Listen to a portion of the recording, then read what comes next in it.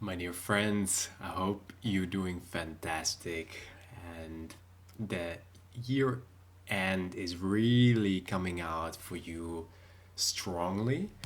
You're resilient, you're kind, and you make others feel better.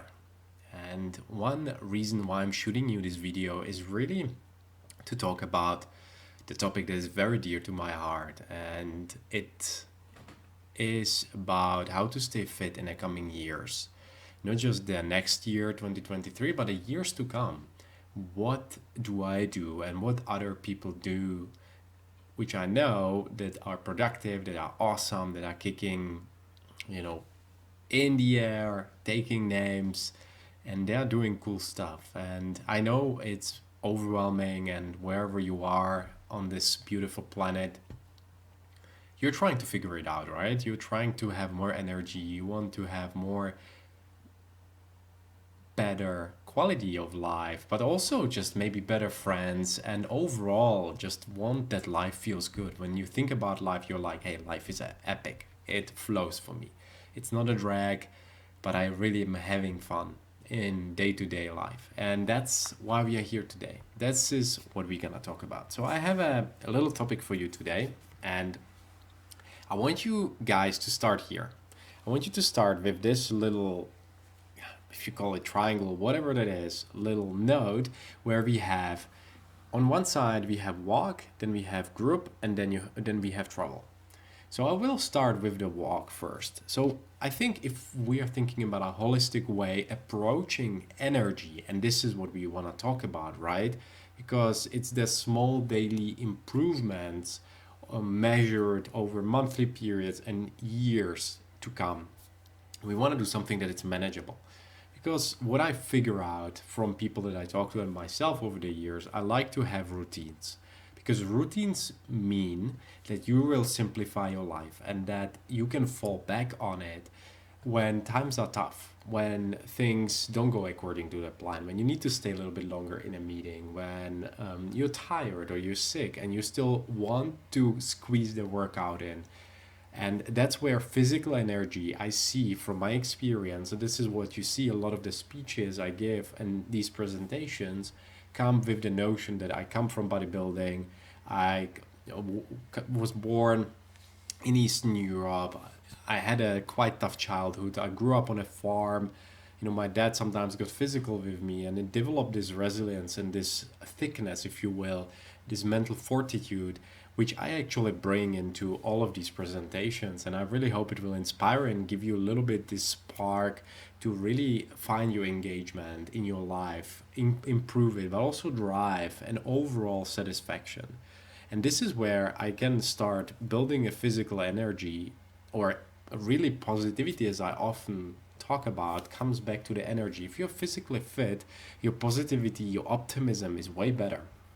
This is why I mentioned here at the start, whether that's going for a walk, whether that's a group sport, or going for a travel. So let me take you through this little model.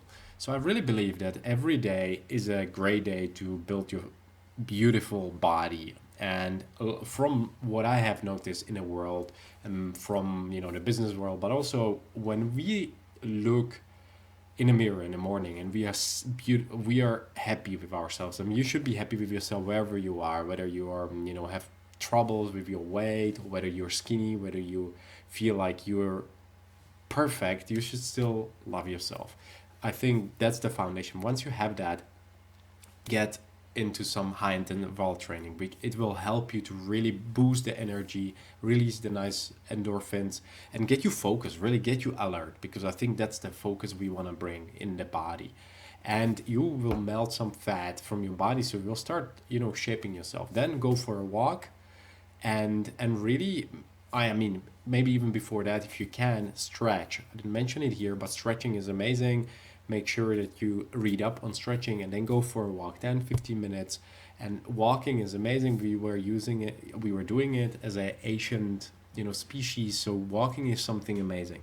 Then if you want to think long term, you want to include some sports that where you socialize. I haven't done this for a long time now, but I started going to table tennis because I used to play as a kid competitively, and recently I won a few competitions, and I realized, hey, I missed that. So I started going to a club, and I'm playing table tennis every week, and I can tell you, you sweat there, you have the social, you have fun most of the time, and you learn something new. And I think we learn when we are around others, when we are around other people who stretch us, who are maybe better at that particular sport. So whatever that is, do that. And then the last part is also what I mentioned here, which is travel. This credit, I have to give credit to my fiance Kate, who actually is amazing at this, and she really has pulled me out of my thick skin, as I call it, out of my shell, to really challenge myself and to go travel. I lived in different countries in Europe, in the Netherlands, in Germany, in Spain, and I always thought traveling for me meant including or integrating myself with different cultures, learning different languages. But when you travel and when you see the world every month, at least a small weekend or go for a hike, again, you're doing something for yourself. Maybe a wellness hotel where you go for a swim or you go for a hike there. We just did that recently. And you recharge, you come back and you feel better about yourself. And when you do that from that perspective, I can tell you your life will start flowing and you will start building the physical energy. So I want you to have these things ingrained daily. And then when we move towards the group sport weekly, and then when we move towards the travel, hiking and stuff, I want you to have that monthly. And then I would love to move to the second point, a big pillar that is really managing your wellness, which means managing yourself. And there is a lot of hoopla going on this slide. So you can see here, and I will try to read for you. You see here relationship, you see mental, you see physical, you see tools, you see health, and you also see resilience. So I want to start with the physical fitness because again, that's the big part which we a little bit mentioned. But what I really want, guys, in this case is that you do challenges, that you do physical challenges, and that means in this particular case doing something heavier. So maybe weekly workout where you really sweat, where you struggle, like that 150 burpees, which I actually talk about how that prolongs your life when you do that, your energy, but also your overall resilience. So I want you to really think, okay, what is the heavy workout I can do every week? Maybe it's for running the hill, or maybe go for a long run, whatever that is for you, do an obstacle run. I want you to do that because this will build this thickness that you need to do.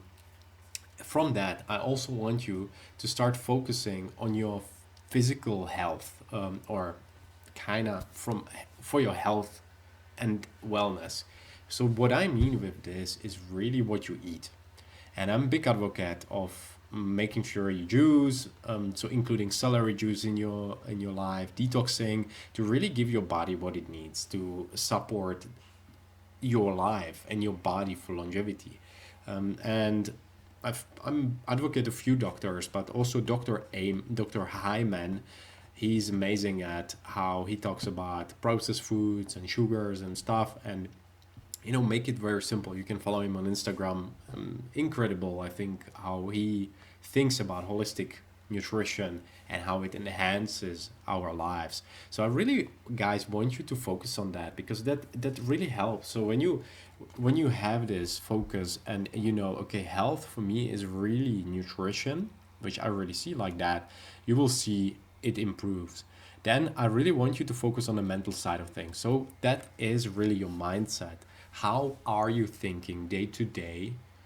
And really, how productive are you? Because mindset is nice, but it really comes down to focus. What is the next activity? What is my, first when I wake up? Do I work on the most important thing for the day? And then work on my life project, and then work on the needle movers maybe for the day or for the week.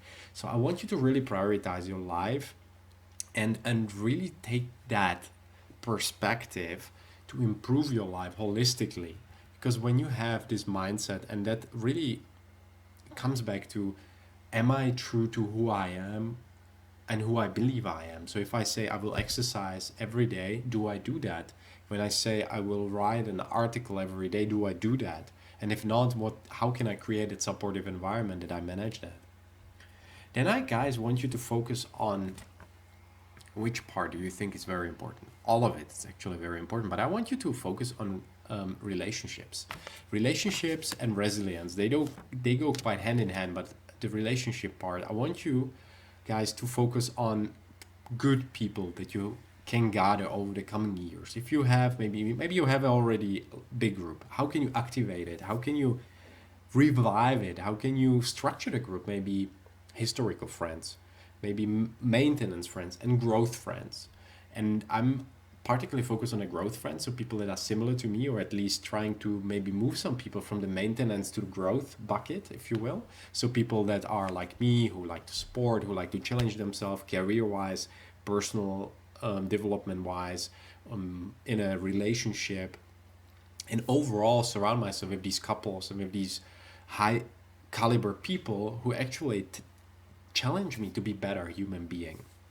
And I think there is this quote which says, if you don't have the right people around you to grow, you're probably in a wrong group. And or if you're even the smartest person in a group, you're probably in a wrong group. So I want to challenge you. And also another thing that I mentioned here is the resilience side of things. And resilience is really the mindset that you play the long game. So this is the lens I want you to put on now and onwards for every area of your life. So even for your fitness, even for your mindset, even for your nutrition, even for your relationships, how can you play the 10-year-old game or 20, 30, 50-year-old game? Because we really underestimate what we accomplish in 1 year and in 10 years, and underestimate what we can get in 10 years, because life is really long, but we need to invest each and every moment. And sometimes we get diluted and lost a little bit in the process. And the last part, guys, I want you to really focus on the overall feeling, and this is the tools. There are different tools on how to manage your life and how to really manage insecurity. Because why we including all these buckets is really to deal with insecurity. And I should have said that at the beginning so that you really understand why we do it. Because we live in challenging environment where a lot of situations are scary, and where we come from, what we do historically, we need to stretch ourselves and change. And this is where insecurity pops up or plops, and we need to step up and be those heroes to say, hey, I will deal with it right here, right now. And this is where managing your wellness really helps to manage stress and insecurity and improve this power, this optimism. And you might be wondering, man, why are you including so many things? Why is it, physical fitness? Why is it tools, health, relationships, resilience, mental health? Why is it? It's because there is no one single way to manage your life. I don't believe in single pill which will fix everything. There are a lot of things when used in symbiosis stack up and make your life better. And I also don't want you to get overwhelmed. There are a lot of different tools in the market, and this is the last part I want to talk about as well before we proceed to the next section. Is really the tools means really your confidence. It means your vision. It means knowing how you deal with insecurity, how you deal with resilience, and having these different things like I talk about, the way of a turtle, how to manage your confidence, insecurity versus high performance mindset, maybe evaluating your day, journaling. All these different things are tools that you can have in your pocket for the times when you struggle. And the last part, guys, when you optimize that, when you start energizing yourself and radiating this positivity through having more energy, because this is all focused on having more energy. When you have more energy, your life thrives. You look better, you feel better, and overall you have this zest and drive to do something. But when that's missing, you don't feel like it. When you're managing your insecurity and you step in and you step up to be a better version of yourself, you say, hey, I will deal with this, I can solve this, your life will become more fun. But the last part is, when you have that covered, I want you to focus on the leadership part of things, which is leading yourself, leading others, and leading the organization. So what I mean with that is really thinking where are you at this point of life, and what stage are you in? And you don't need to be a leader in a sense of having a team. You can be an individual contributor in an organization. Perhaps you're an entrepreneur, but you're making an impact. And I want you to really lean in, like I'm leaning in now, and think, where can I make an impact on myself, and how do I do it? And the thing is, why I'm guiding you through first starting with, you know, the energy side of things and then managing insecurity, is really that this is all about yourself. When you do that, you're ready to step up the game and go and manage others, which is really the point why we are here on this planet Earth, to inspire others, to make this world a better place. And I don't want you to be active about this. I want you to really carry the torch of positivity and optimism, as you see with myself. Because, you know, I wasn't born to talk in a camera and speak. I grew up shy on the farm. I, you know, was running in the forest to be with myself by myself, to build and forge, and I enjoyed it. But now when I think about it, it's really cool when you realize where you come from. So you have a story and you have to share it. That's your obligation. And leading others requires that you're strong, empathetic, and kind leader. And we live in turbulent times where people actually need to really have this understanding of leadership, because a lot of people out there talk about bosses rather than leaders, and are bosses rather than leaders, and, you know, boss other people around to do stuff rather than inspiring them. And this is where, when you manage to lead a team effectively and you know how to deal with that, with their insecurities, and you step up and you show them by example how to lead, they will follow you, not for you but for themselves, because they see something new, how they could become, who they could become. And ultimately, you can inspire the entire organization. So I encourage you guys to really think about the coming years and with this lens, to optimize your energy, or on energy at the start, where you really do daily thing to activate your drive, engagement, and really this energy that you can shine and inspire others. But then start managing your insecurity, because we are all insecure. I'm insecure day to day what my next year gonna be like, and why I'm not accomplishing that. And you know, it's scary when you need to switch jobs, or perhaps even, you know, move to a different country like I did a couple times, or move around. It's not easy, but it teaches you to be strong human being.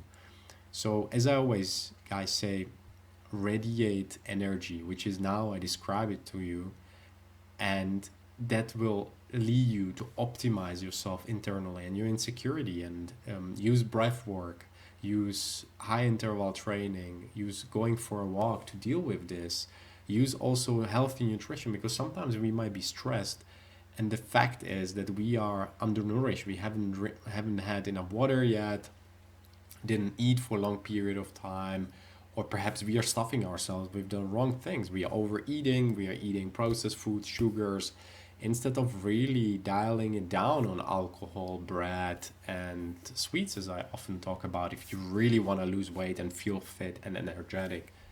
And including more things that you need, like celery juice or sauna and detox, that will actually help your body to be repairing itself more often. So in that way, you can also lead heroically and inspire other people to tap into the better potential and version of themselves. So guys, as you can see, we are in a Christmas time. This is where I'm gonna end up this conversation. It's this nice, fun time of the year. So I want to inspire you guys to really take this and have fun in the new year. I hope it gave you some perspective. And if you see this in a new year, I wish you all the best in the coming years. And everywhere you go, may this world resemble what you want to accomplish. May you accomplish what you want to accomplish, and may you find the true purpose why you're here, because it differs for all of us. So stay brave, stay kind to yourself. You got enough time, as Gary Vaynerchuk always says. You can restart even when you are 50. don't beat yourself up, but use necessity and urgency to work on things that matter. Because when you work on things that matter, life becomes fun. So stay awesome and be great.